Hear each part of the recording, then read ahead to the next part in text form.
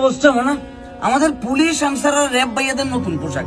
এখানে পুলিশ কেমন হইতেছে আনসার, আনসার কেমন হইতেছে র্যাব, আর র্যাব কেমন হইতেছে পুলিশ। এটা আমার ব্যক্তিগত ওপিনিয়ন আর কি ভাইয়া। এখানে র্যাবের যে পোশাকটা দেখানো হয়েছে, র্যাব ভাইয়ারে মানুষ ডরানোর বদলে উল্টা মামা বলে ডাক দিবে, মামা সরেন তো, মামা এদিকে জানতো, মামা এদিকে আসেন তো, মামা আসেন একটু চা খাই। এবং সরি টু সে, বিভিন্ন মার্কেটে শপিং মলে বিভিন্ন সিকিউরিটি গার্ড আছে না, তাদের পোশাকের একটা বিশাল একটা মিল পাইতেছি।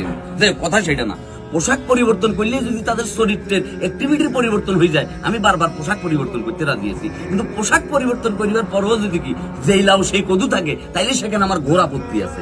এবং পোশাক যেহেতু পরিবর্তন করছেন ভাইয়া, র্যাব তো একটা এলিট ক্লাসের ফোর্স, তাদের ভিতরে তাদের এমন একটা পোশাক দেওয়া উচিত যেটা দেখলে মানুষের ভিতরে ওই আকৃষ্ট, ওই আকর্ষণের জায়গাটা ক্রিয়েট হবে। এনে পোশাকগুলো দেখি মনে হচ্ছে ইন্ডিয়ান পুলিশ আছে না, তাদের ফুল কপি অ্যান্ড পেস্ট মারে দিচ্ছে। তারপরে যে কি ইন্ডিয়ান ড্রামা সিরিয়াল জান বানেগা ডান সিংহাম, পুলিশ সিংহামের ড্রেসের লোক একটা বিশাল মিল পাইতেছে। এটা আমার ব্যক্তিগত ওপিনিয়ন। বাকিটা আপনার ওপিনিয়ন আপনি কমেন্ট সেকশনে দিতে পারেন, আমার কোনো আপত্তি নেই। কিন্তু আমি এটা দেখি খুবই আশাহত হইলাম আর কি। আর একটা কথা, সংস্কারের নাম করে এখন চলতেছে কোটার খেলা।